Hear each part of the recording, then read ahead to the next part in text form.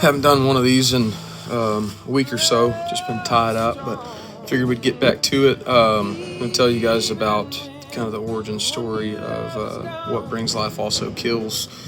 We were in Lubbock, Texas. A buddy of mine and myself had played a little acoustic gig, and then afterwards we ended up at the Blue Light watching our pals, Six Market Boulevard, play a show. And if you don't know anything about those shows, they get pretty rowdy, and we had drank too much and ended up at the IHOP right off of the Texas Tech campus there.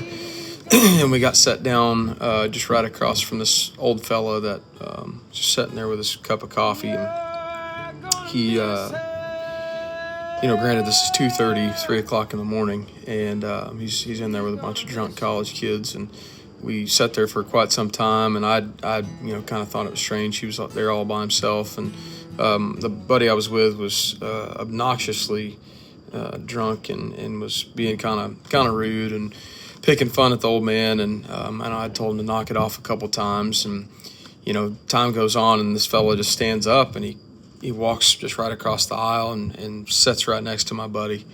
And I'm like, "Hey pal, what's going on?" And he commences to telling us about how much he just lost his wife of like 50 something years the week prior, and how she really struggled with alcoholism, and how the only way he could feel close to her since he had lost her was going to her AA meetings and sitting in the same chair that she would sit in at those meetings. And just really struck me.